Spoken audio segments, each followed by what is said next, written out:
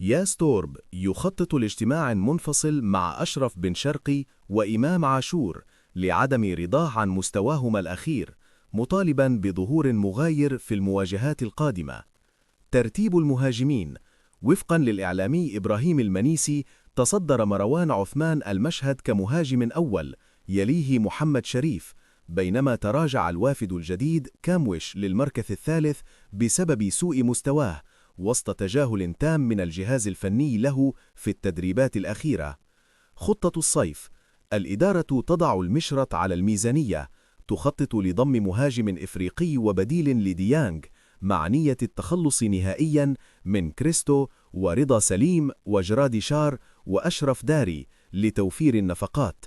صداع فيفا والجماهير: الأهلي يطعن رسمياً ضد غرامة المدرب السابق خوسيه ريبيرو 588 ألف دولار، بينما تلوح في الأفق عقوبات كاف بمنع الجماهير لمباراتين بسبب أحداث مباراة الجيش الملكي.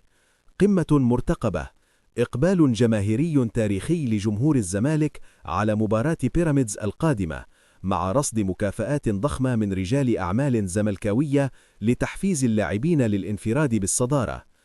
الفريق يقدم روحا مختلفة بقيادة معتمد جمال، حيث نجحت توليفة الشباب في قلب التوقعات وتصدر الدوري.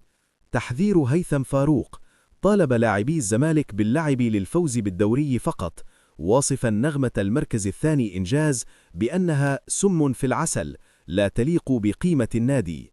كواليس بيراميدز: النادي ينفي مفاوضات وسام أبو علي الذي يتمسك بالأهلي أو أوروبا، ويحاول إغراء فيستون مايلي بالتجديد، مع تأكيد الرغبة في ضم حمدي فتحي الصيف القادم.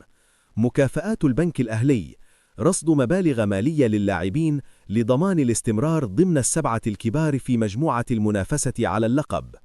الملاعب العالمية والعربية: رونالدو المستثمر، الدون يستحوذ على 25% من أسهم نادي الميريا الإسباني في خطوة استثمارية ضخمة.